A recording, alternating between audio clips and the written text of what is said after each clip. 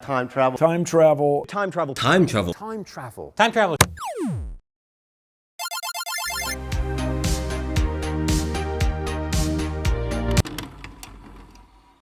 Time travel ke masa lalu atau ke masa depan itu possible nggak sih? Waktu video ini dibuat, lagi banyak banget yang ngebahas tentang time travel. Ini karena season kedua dari series Loki lagi tayang sekarang. Meskipun time travel ala MCU itu nggak konsisten dan seringkali cuma jadi plot device, konsep time travel yang mereka tunjukkan itu tetap bisa buat kita penasaran tentang time travel. Ya, meskipun time travel itu nggak pernah ada dan nggak akan pernah ada. Iya kan? Maksud saya gini loh, fakta bahwa belum pernah ada time travel yang berhasil ke masa kita sekarang ini, itu adalah bukti kalau misalkan time travel itu nggak akan pernah ada. Atau mungkin belum pernah ada yang ngaku aja. Menurut kalian gimana? Kalau semisal ada time traveler yang datang dari masa depan, dia bakal ngaku nggak sih kalau dia dari masa depan? Karena tentu aja pengakuan seperti itu nggak tanpa konsekuensi. Hari ini kita akan lihat beberapa cerita dan juga berusaha cari tahu apakah sebenarnya time travel itu ada atau enggak. Banyak forum-forum online yang bermunculan di Amerika di awal tahun 2000-an. Tentu aja forum-forum ini punya genre dan juga audiensnya masing-masing. Salah satunya forum sci-fi Time Travel Institute itu adalah tempat di mana warganet bisa bercengkrama dan juga berdiskusi tentang hal-hal seputar time travel. Selain dipenuhi dengan orang-orang yang suka dengan time travel, forum ini juga pernah digembarkan oleh sebuah posting dari username ini, yang kemudian akan lebih dikenal dengan nama John Titor di forum yang berbeda tapi serupa, milik salah satu penyiar dan juga penulis Amerika Serikat bernama Art Bell. Ingat nama ini karena nanti bakal penting. Dalam postingan yang dia buat, John Titor ngaku kalau dia adalah anggota militer Amerika Serikat yang dikasih misi buat kembali ke tahun 1975 buat ngambil satu unit komputer IBM 5100 yang mereka perlukan untuk melakukan debug program-program tua yang masih dipakai di masa depan. Tentu aja cerita ini nggak ditelan mentah-mentah oleh pengguna lain di forum ini. Bahkan si John Titor sendiri ngakuin kalau siapapun itu bisa ngaku-ngaku jadi time traveler. Dan dia juga nggak berharap untuk meyakinkan semua orang kalau dia itu time traveler. Tapi dia berharap seenggaknya dia bisa menghibur dan juga menjawab pertanyaan dari pengguna-pengguna yang lain. Dan dia berhasil, bukan di bagian bikin orang lain percaya, tapi di bagian ngehibur pengguna-pengguna lain di forum itu. Website yang dipakai oleh John Titor sekarang udah nggak bisa diakses, tapi saya berhasil nemuin dokumen yang ngedokumentasiin posting-posting yang ada di thread yang dibikin oleh John Titor itu dengan judul Saya dari 2036. Dokumen ini berisi lebih dari 500 halaman yang nggak cuma ngedokumentasiin pembahasan time travel dari John Titor, tapi juga ngedokumentasiin gimana pengguna internet mula-mula itu berinteraksi di forum-forum ini sebelum medsos kayak Facebook dan Instagram itu keluar. Percakapan di thread ini diawali dengan John Titor yang ngejawabin pertanyaan-pertanyaan dari netizen yang ngeraguin klaimnya kalau John Titor itu datang dari masa depan. Saya yakin pertanyaan-pertanyaan yang terlintas di kepala kalian untuk ngeinterogasi si John Titor ini pasti hampir semuanya udah ditanyain oleh netizen lain di forum ini. Walaupun pada akhirnya John Titor nggak berhasil meyakinkan banyak orang kalau dia itu time traveler, tapi jawaban-jawaban yang dia kasih kepada pertanyaan-pertanyaan yang datang itu kedengaran substantif dan juga secara segi filosofis itu banyak banget yang masuk akal. Dan karena itu, cerita-cerita dari John Titor ini dikompilasikan di tahun 2003 oleh John Titor Foundation dan dirilis sebagai buku dengan judul John Titor: A Traveler's Tale yang sekarang udah nggak dicetak lagi. Pencarian singkat di Google untuk buku ini akan nunjukin kalau ada yang ngejual salah satu kopinya dengan harga 700 US dollar atau sekitar 11 juta rupiah. Nama John Titor ini juga menjadi salah satu referensi pop culture tentang time travel seperti di Steins Gate dan juga di salah satu edisi komik Marvel, di mana nama dari John Titor ini juga merupakan salah satu alias dari Kang the Conqueror, antagonis utama di Loki season 1. Apa yang terjadi kalau kita ngirim sebuah barang ke masa depan? Pertanyaan seperti ini menimbulkan lebih banyak pertanyaan daripada jawaban. Tapi hal inilah yang dialami oleh Mike Markham di sebuah kota kecil di Missouri, di Amerika Serikat. Pada tahun 1995, Mike Markham melakukan sebuah eksperimen untuk membuat tangga Yakub atau Jacob's Ladder. Pada kontrapsi ini, kita bisa melihat elektron melompat dari batang yang satu ke batang yang lainnya, sehingga membuat lengkungan listrik yang akan semakin besar di bagian ujung kontrapsi ini. Tentu aja nggak ada yang aneh dengan fenomena kelistrikan ini. Tapi ada yang aneh dengan eksperimen yang dilakukan oleh Mike Markham. Alat tangga Yakub miliknya mengeluarkan sebuah pusaran energi yang dia jelaskan berbentuk seperti bola cahaya yang menyebabkan distorsi atau getaran pada udara di sekitarnya. Kurang lebih mirip dengan getaran yang bisa kita lihat di udara pada saat cuaca lagi sangat panas. Karena penasaran, Mike secara hati-hati melemparkan sebuah sekrup yang ada di mejanya ke dalam bola cahaya itu. Dan bukannya jatuh kembali, tapi sekrup itu malah hilang. Awalnya Mike mengira kalau dia berhasil membuat sebuah alat teleportasi. Tapi setelah beberapa saat, ternyata sekrup itu itu kembali jatuh ke tanah. Dan saat itulah Mike Markham sadar kalau dia berhasil membuat sebuah mesin waktu. Tentu saja Mike ingin melanjutkan eksperimennya dengan skala yang lebih besar, tetapi membuat sebuah tangga Yakub memerlukan tegangan yang sangat tinggi. Terlebih lagi kalau dia ingin melanjutkannya dengan skala yang lebih besar. Dan tentu aja semua ini nggak murah. Karena kendala ini, Mark berakhir mencuri 6 buah trafo dari pembangkit listrik di kotanya untuk memenuhi kebutuhan eksperimennya. Dan setelah berhasil merangkai kontraksi besar ini di beranda rumahnya, it's showtime.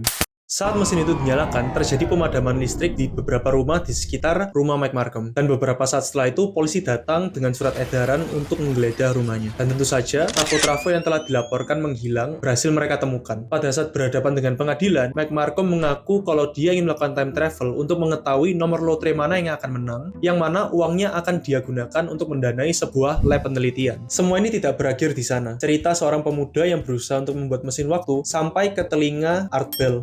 Yes, Art Bell yang sama dengan cerita yang tadi. Pada saat itu, Art Bell merupakan penyiar di acara Coast to Coast AM yang merupakan acara larut malam yang membahas berbagai topik. Mike pun diundang di acara tersebut di mana dia menjelaskan kepada Art Bell dan para pendengar bahwa dia udah nggak ada uang lagi untuk melanjutkan eksperimennya. Dia secara sengaja menyebarkan nomor HP-nya di siaran tersebut dan selama 3 hari berikutnya diserbu oleh telepon dari banyak orang. Dan dengan semua donasi dan juga dukungan yang ia terima, Mike ingin melanjutkan eksperimen ini dengan skala yang jauh lebih besar lagi. Dan dia secara pribadi ingin menjadi kelinci percobaan dengan membuat pusaran energi yang lebih besar sehingga bisa dilewati oleh seorang manusia. 1 tahun setelah interviewnya bersama Art Bell di acara Coast to Coast AM, Mike Markham kembali diundang di acara tersebut di mana Art Bell menanyakan benda apa yang ingin dia bawa ke dalam mesin waktunya. Mike menjelaskan bahwa dia hanya ingin membawa 1 ponsel pribadi miliknya pada saat menjalankan percobaan itu. Di siaran yang tayang pada tahun 1996 itu, Mark menjelaskan bahwa dia hanya membutuhkan 30 hari lagi untuk menyelesaikan mesin waktu legal pertama di dunia. Namun pada tahun 1997, Mike Markham tidak bisa ditemukan dimanapun. Ada yang berpendapat kalau dia telah berhasil melakukan time travel dengan menggunakan mesin waktu miliknya. Bahkan di acara yang dibawakan oleh Art Bell, ada seorang penelepon yang menceritakan bahwa dia menemukan sebuah artikel dari tahun 1930-an yang menceritakan di sebuah pantai di California ada ditemukan tubuh seorang laki-laki dalam keadaan remuk dalam sebuah tabung metal, di mana pria tersebut juga menggenggam sebuah benda yang waktu itu tidak bisa diidentifikasi. Namun ciri-ciri yang diberikan untuk menjelaskan benda itu sangat mirip dengan ponsel yang ada di akhir tahun 90-an. Namun cerita tersebut dan juga klaim-klaim ataupun mitos lain ditolak kebenarannya dengan kehadiran Mike Markham di tahun 2015 pada kehadirannya yang ketiga di acara yang dibawakan oleh Art Bell tersebut, di mana Mike menceritakan kalau dia berhasil untuk melakukan time travel namun tidak sejauh yang dia inginkan, dan dia mengakui kalau ingatannya selama dia melakukan time travel itu sangat buram. Di sana Mark bercerita bahwa dia masih ingin melanjutkan eksperimennya, namun pada saat ini masih terhalang kendala keuangan. Dan untuk sekarang kita nggak tahu apakah Mike Markham mengubah namanya untuk menjauhi sorotan publik atau jangan-jangan eksperimen yang dilakukan benar-benar berhasil.